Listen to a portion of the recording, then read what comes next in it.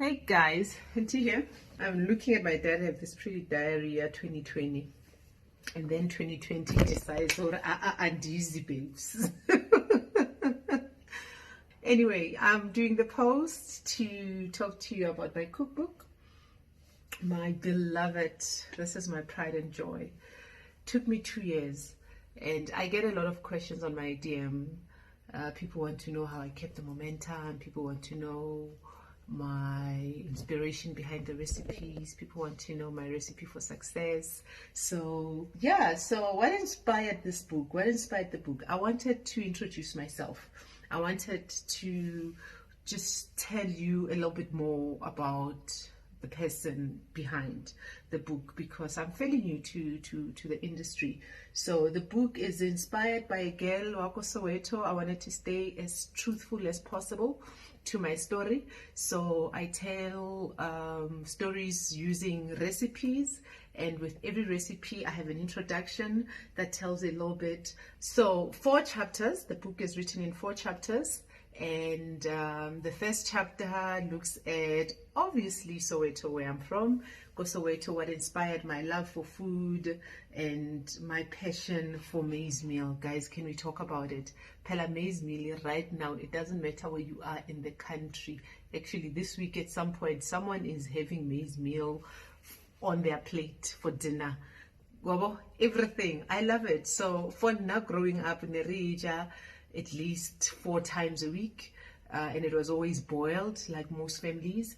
Everyone, irrespective of your pocket, irrespective of your budget, can have special meals, with everyday ingredients. Because my family still goes Soweto. The reality of South Africa is that majority of our population was just working with very little, growing up, 13-year-old and excited about food, tearing off recipes from magazines and just finding recipes, watching shows. My biggest thing was there were recipes that I would look at, what's the ingredient, and then go and Google it or whatever, just find out what it is. I would have to go out of my way because I wasn't introduced to a lot of things, because we worked with what we had. We had a vegetable garden, Mama had a vegetable garden. Papa le morogo, papa le morogo every day. Weekend nama, Friday re work re jablani mogole rola tabarele, KFC. But then look at that. Ke papa le morogo. So this is pap croquettes. So deep fried pap, it's crunchy on the outside, and then on the inside it's nice and soft with spinach and feta. When you take a bite, you have that surprise. And I serve it with roasted pepper sauce. Very delicious. Think about that. Pap morogo and roasted peppers, and now you have an amazing dish. We live in Instagram days, so you can take pictures and post and be proud, but then it's just a lot. I make risottos, again inspired by my time in Italy. I make risottos, I make tarts. I also love Asian food, so this is an Asian dish. Look at that. Pap squares, broccoli and peanuts. Chapter 1, I was still talking about chapter 1 and just generally the essence. This is a book that I wanted to, identify Lindy.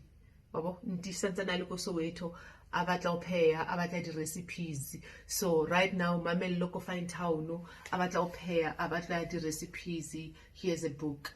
Fine Town, meet Randy, Sentin, wherever, just everyday ingredients, work with what you have. Chapter 2, I then take it to Italy because I lived in Italy. I make risottos. Look at this is maize rice.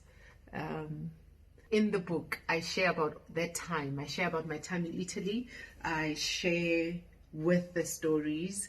And then chapter 3, I talk about everything in between, because Italy happened when I was 22, and it was 2 years of my life. And from Italy, I then moved to Rize, Turkey. It was love.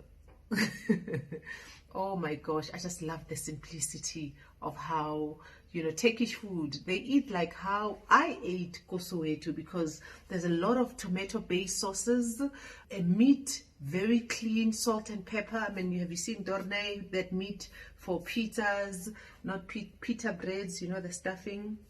So I really loved the food there as well. So I referenced that time. And then chapter 4 is my favorite, because I then went out to my community. I thought, I need to share this. It can't be just about me. So I'm sharing it with 5 of my favorite people. First one is my mom, Mama D. So Mama D shares her famous jam tart. There it is. So obviously I bring my twist to it. Very simple, straightforward. And then I have Kifile Mabote for Osherile recipe Amagwinya. Kifile cooks, guys. I don't think people are aware. Kifiwa pecha. So anyway, that's the recipe. And then, oh my darling Vicky Chris, we had a conversation on the phone about the recipe, and I remember saying to her, Vicky, please make sure it's everyday ingredients, because I want everyone and anyone to be able to make this. So get this is ice cream and fruits. So you take frozen fruits, fresh fruits, and you fold them into your ice cream, obviously after you melt it, and then the rest is just decoration. Make nice. Look at that. Your people will think, oh my gosh, you're the best thing ever.